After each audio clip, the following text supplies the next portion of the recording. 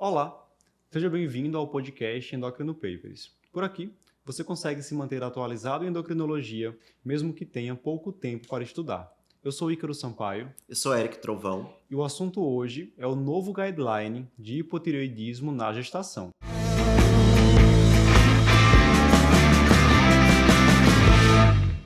Eric, neste segundo semestre de 2022, a Sociedade Brasileira de Endocrinologia e o Departamento de Tireoide da ASBEM, juntamente com a Federação Brasileira das Associações de Ginecologia e Obstetrícia, a FEBRASGO, publicaram um posicionamento conjunto falando sobre o manejo do hipotireoidismo na gestação.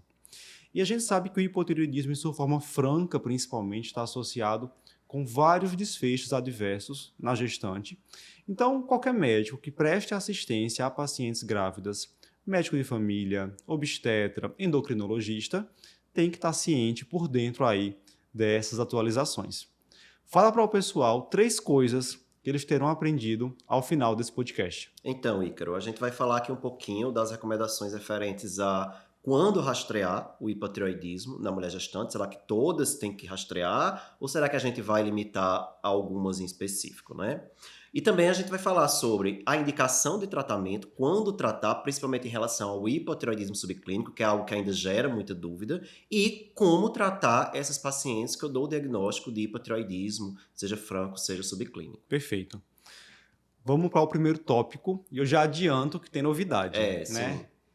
Quando deve ser feito o rastreamento de disfunção tireoidiana na gestação, Eric? Então, eu vou comparar algumas vezes aqui com a diretriz internacional, que é da ATA, né? Que foi em 2017, se eu não me engano, a última Isso. publicação, né? Que lá, o que é que eles dizem? Que você vai selecionar aquelas pacientes dependendo do risco de desenvolver esse hipotireoidismo. Então, eles não orientam o rastreio universal para toda gestante. O que a essa diretriz brasileira coloca, e aí lembrando que foi uma opinião, aí juntou endocrinologistas com obstetras, né, é que esse rastreio deve ser sim universal. Que eles orientam que toda gestante tenha o mais precocemente possível um TSH dosado e até pode ser feita essa dosagem ali no período ainda que está se planejando a gestação, período pré-concepcional, né, poderia ser feita essa dosagem. Perfeito.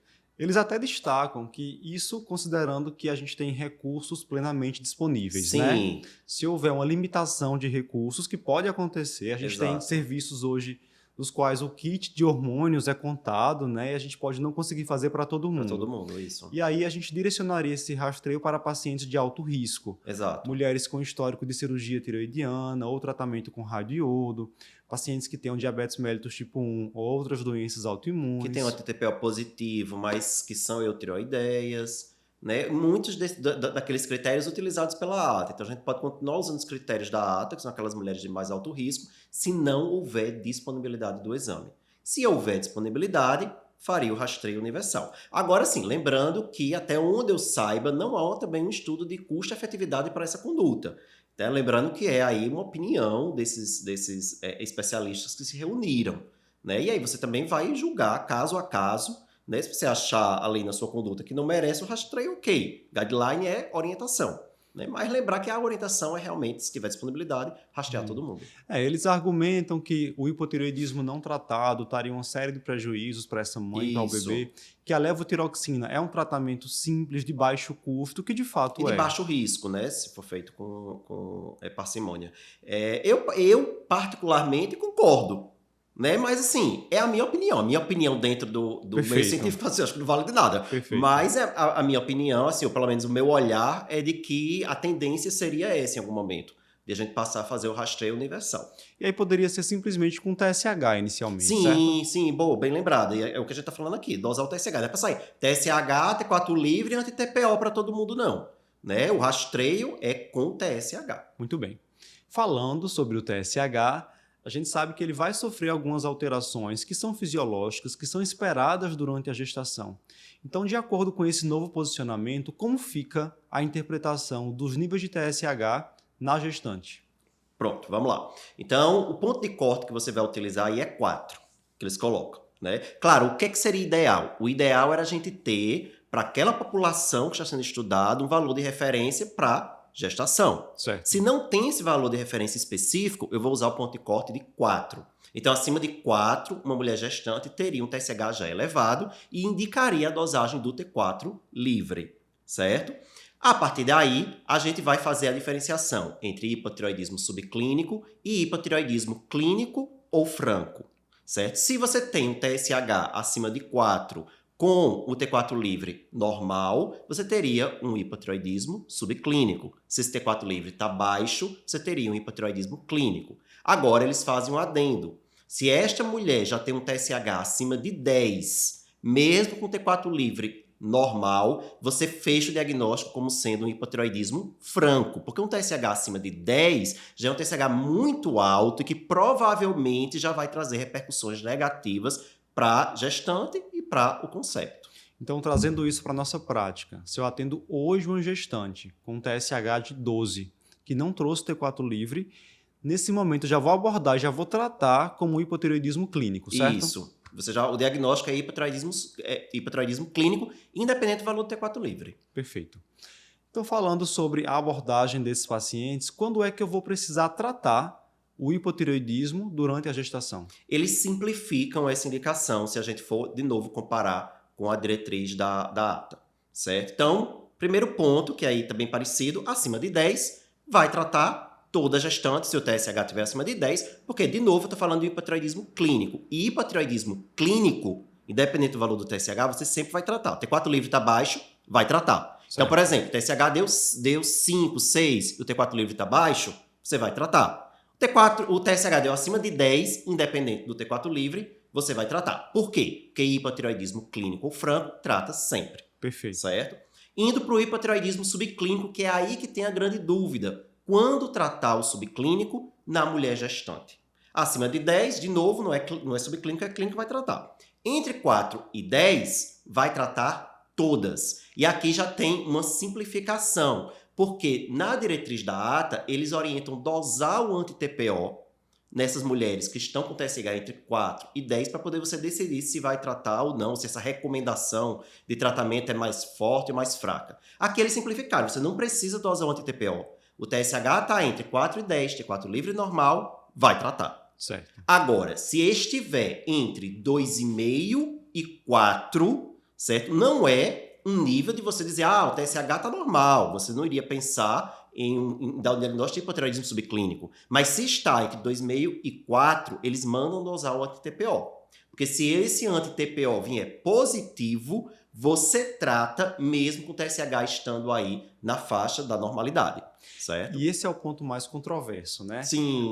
Sempre há uma expectativa, quando vai ser lançado um guideline novo sobre tireoide e gestação, sobre qual será a recomendação para essas pacientes eutireoideias com anti-TPO positivo. Exato. Porque cada vez que sai um ensaio, um trial novo sobre esse tema, mostra que não tem benefício de fazer levotiroxina para essas pacientes eutireoideias. Isso. O anti-TPO positivo, sim, está associado com piores desfechos. Mas as evidências de que a levotiroxina vai mudar esses desfechos ainda são bem controversas. Isso, até né? porque a levotiroxina não vai mudar o nível de anti-TPO, e o anti-TPO pode ser apenas um marcador. Né?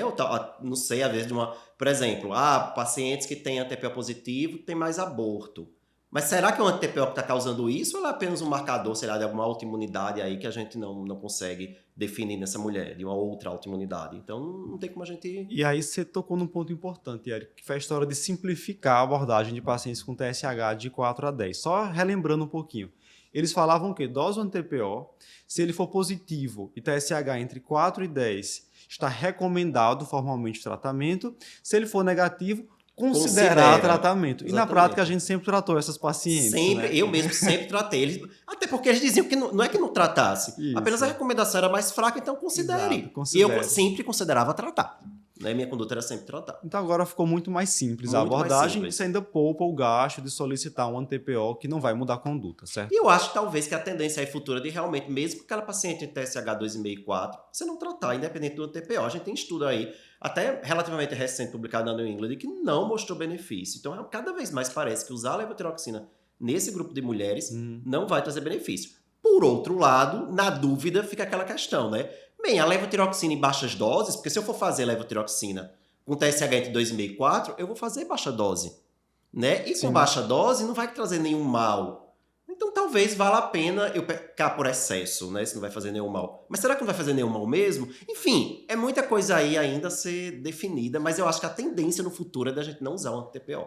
Uma dúvida que o pessoal que faz nosso curso para a prova de título envia com certa frequência, inclusive mandaram essa dúvida hoje, é se a gente precisa repetir esse exame de função tiroidiana antes de definir que a paciente tem hipotireoidismo subclínico e antes de indicar o tratamento.